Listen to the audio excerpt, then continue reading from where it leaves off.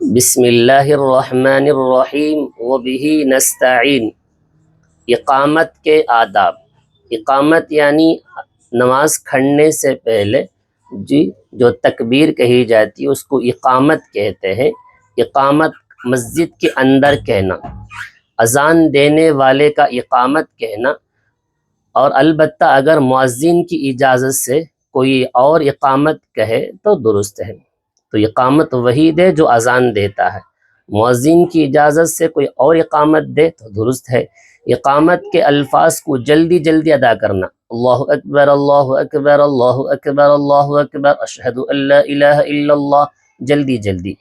اقامت میں دو دو جملے ملا کر پڑھنا، ہر جملے کے آخری حرف کو سکون یعنی جزم کے ساتھ وقفہ کیے بغیر پڑھنا، اور اقامت کہنے کے دوران کسی سے بات چیت نہ کرنا، اقامت کو گانے کی طرز پر نہ کہنا، اقامت کہنے والے کا حی علی الصلاۃ کے وقت کہتے وقت دائیں جانب، حی علی الفلاح کہتے وقت بائیں جانب چہرہ پھیرنا اقامت میں بھی۔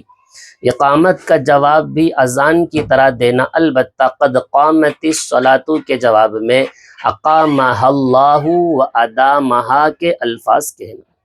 جس طرح اذان میں حی علی الصلاۃ حی علی الفلاح یعنی ہر الفاظ میں مؤذن کے الفاظ ہی کی طرح لوٹانا ہے، حی علی الصلاۃ حی علی الفلاح میں لا حول ولا قوت الا باللہ کہنا ہے، اور قد قامت الصلاۃ کے بعد میں اقامہ اللہ و ادامہا کے الفاظ کہنا۔